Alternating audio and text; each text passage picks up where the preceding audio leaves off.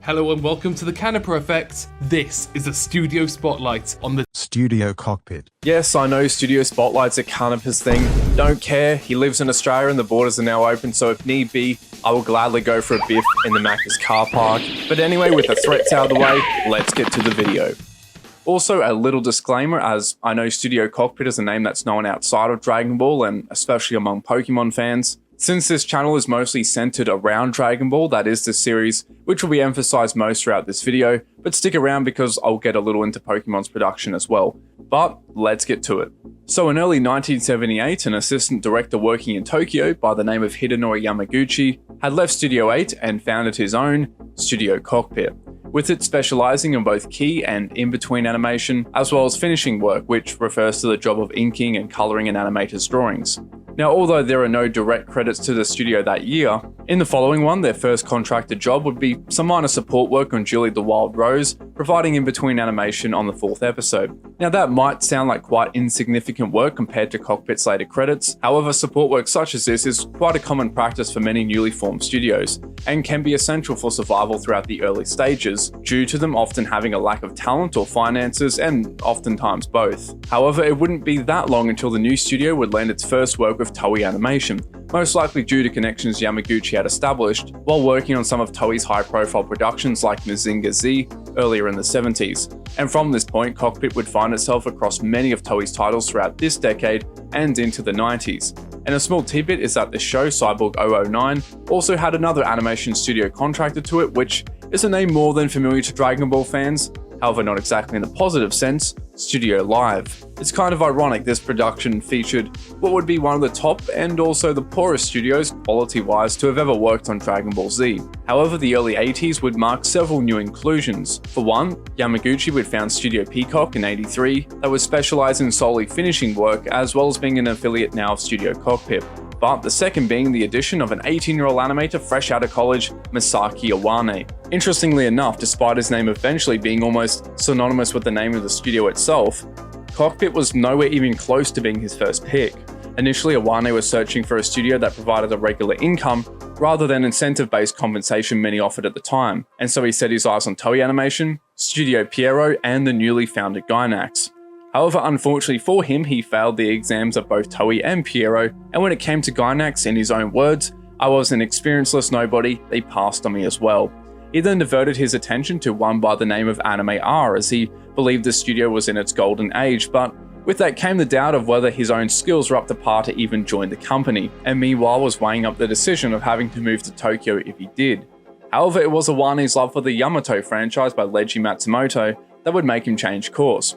Iwane recalled how in one of the prior movies, there was a credit to Studio Cockpit, and so applied in hope that it would open the door for him to one day leave his own mark on the franchise.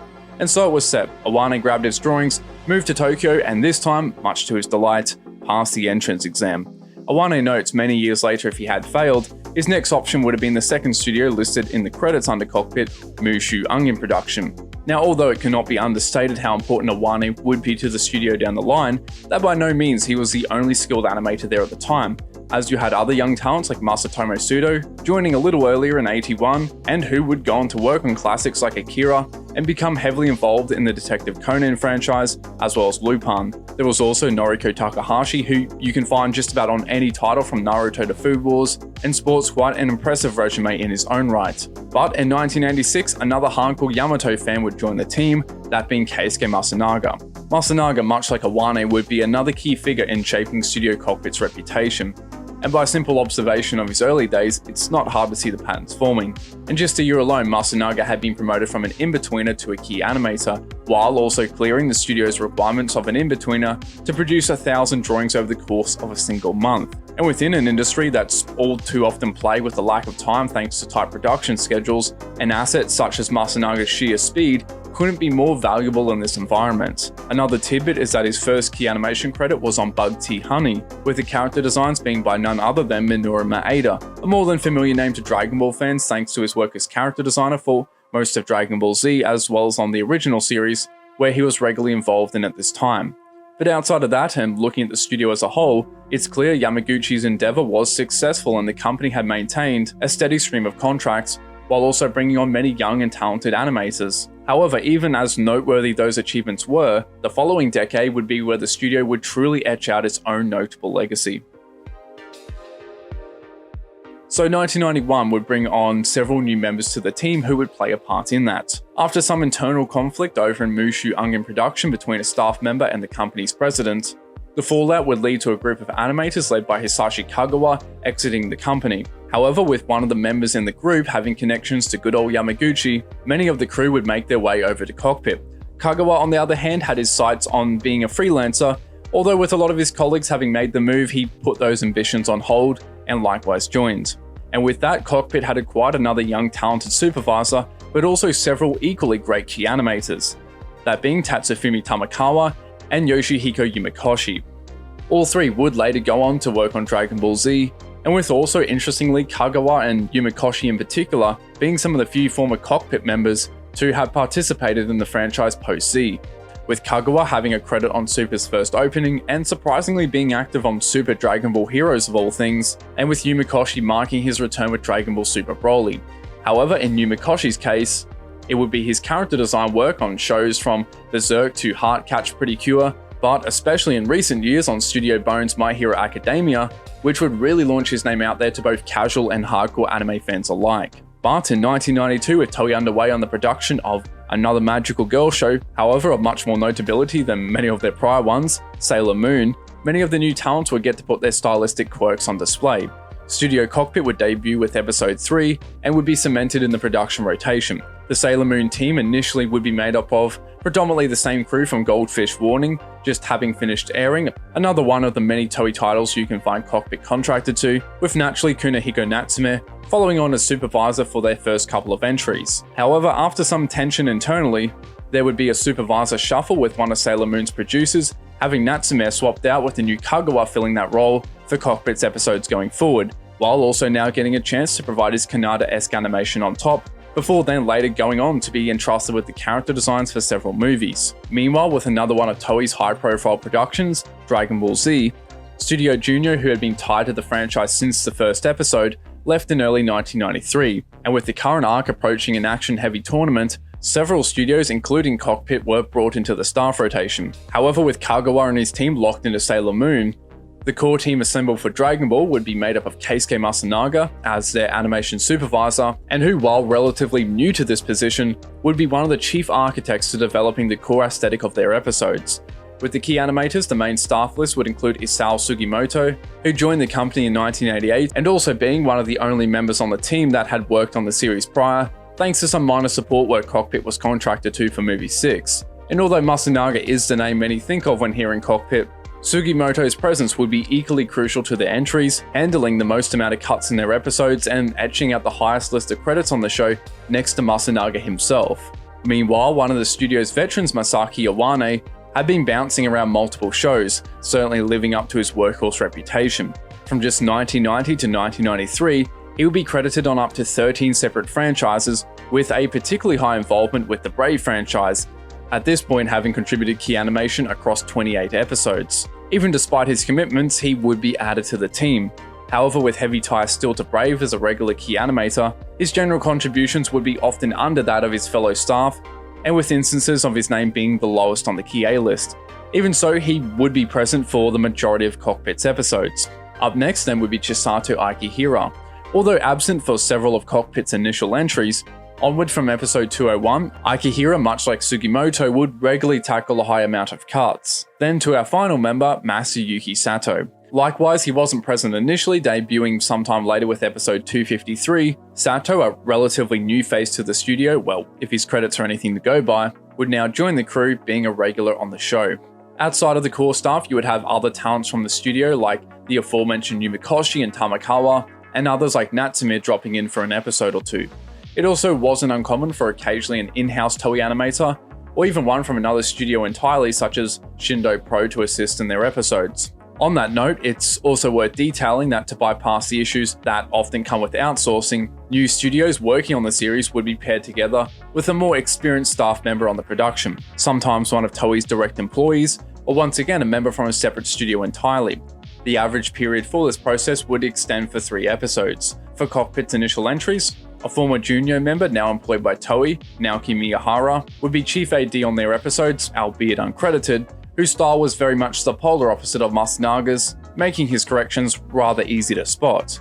However, much like the staff's approach on Sailor Moon, upon Cockpit entering Dragon Ball, the stylish Kanata-esque way of handling movement would be no longer limited to Studio Seigasha. Now, without getting off track, as it's easy to do when talking about one of the most influential figures to have risen within this very industry, Yoshinori Kanata, even still I think it's important to highlight who he was to an extent to get a more clearer and perhaps deeper understanding of Cockpit's approach. Now, it's difficult to discuss Kanata's style in a summarized format considering it was always evolving and a deeper analysis on it would take us away from the main topic. I have discussed briefly Kanata's influence in the past and where it was born from, which is one of the keys to better understanding it, so I recommend checking out this video. But to the task itself. One of the most distinct and well-remembered characteristics of Kanata was his frame modulation and use of spacing. Although I think other animators in the studio like Kagawa and his team on Sailor Moon mimicked that aspect more so, or should I say how Kanata utilized these factors in his earlier work, as that would change with him moving towards higher frame rates in the 90s. Masunaga, on the other hand, whether he simply favored Kanata's newer approach or was something he had moved to earlier of his own accord, featured a more controlled frame rate, often using 1s, 2s and 3s, and would use wide spacing but in a more conservative manner. Even so, other components of the Kanata school are on full display in both his work and other styles like Iwane and Sato, with a reliance on strong poses and snappy movements, something that the staff would never hold back from including, even in the downtime of their episodes. Their bombastic effects work likewise drew influence from the same source, being built around a rapid fluctuation of sharp shapes within a regular rhythm to them. Several of these cuts here by presumably Sato, although regardless of who, no doubt having some form of corrections by Masunaga, gives an example of that in motion. Again, flicking back to Masunaga, you can see other traits carried over such as pairing horizontal and vertical speed lines together for dynamic movements, with more groups of lines particularly drawn around the body for big impacts. Overall, this fun portrayal of movement and the endless amount of it makes Cockpit's episodes instantly recognizable, but also incredibly enjoyable. And these factors alone already make Cockpit one of the top studios on the series. But there's another piece to their approach which makes even for a casual fan to sit up and notice, and that is their art style. Now, if I was discussing a studio like Junyo, I would individually go over some of the most notable names in it and how they differed from one another. With a supervisor like Masunaga, however, that is practically impossible. When it comes to the phrase heavy corrections in the context of discussing Dragon Ball staff, Tadayoshi Yamamuro is often the first name that many will point to. However, in Masunaga's case, the extent of his involvement in the supervisor role is, for whatever reason, lesser emphasized, often leading to many fans confusing Iwane's style with that of Masunaga's. Regardless, he is just as heavy, if not more so than the latter. So I'll skip any individual breakdowns and go straight to Masunaga himself, the key player to all this. Now, his stylistic approach is radically different from any other supervisor to have worked on the show, which precisely makes it all the more interesting. The characters would be unapologetically off-model, favouring smaller mouths with wide gaps between the corners of the teeth, intricate lines to more heavily push expressivity in the face, shading is less about refined and clear defined shapes as such employed in the model sheets, but rather to emphasise the musculature of characters, an approach Masunaga didn't limit to Dragon Ball either. Even though this no doubt diverts from the general aesthetic of Dragon Ball, the wide expression range it achieves synergizes well with the intense fights the series is so rooted in, a factor Masunaga was more than conscious about. Now, I mentioned near the beginning that even within Masunaga's early days in the company, he already displayed his talent of producing drawings at an incredible rate. Of course, being fast is a necessity for a supervisor considering their job is to check over hundreds of cuts. However, Masunaga's speed allowed him to take such an approach, all while providing key animation on top, an exceptionally difficult task.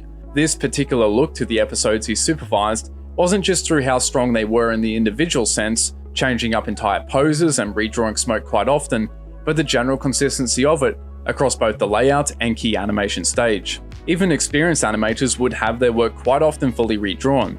But despite how you feel about animators not getting to express their traits as clearly, it's undeniable the endless stream of expressively detailed characters wasn't a bad trade-off. It should be of no surprise with such a talented Kie staff list and an adept supervisor, something several prominent studios on the production were lacking, created such a powerful blend, making their episodes as rich as they were. Although their time was regrettably short on the series at large, their participation would deliver some of the most animated episodes the franchise had seen up until that point, and it would hold that trophy for some time. So Cockpit, much in line with their track record so far, would have its share of work cut out for them, and once again would have a spot on Yamato, giving a chance for the two hardcore Matsumoto fans to finally leave their mark on the franchise, a request Iwane had been making to Yamaguchi since he first joined. However, in 1997, OLM would call up Cockpit for their new show, POKÉMON. Although the staff list would house talents like Akihiro Tamagawa and Yuji Asada, Masaaki Iwane particularly would quickly rise to the top, and not just within the studio but on the production at large. His exaggerated style of animating to make, as in his own words, the movement seem bigger would be a formula for success, allowing him to achieve interesting motion within the limitations of a TV production, and these efforts wouldn't be recognized solely by fans.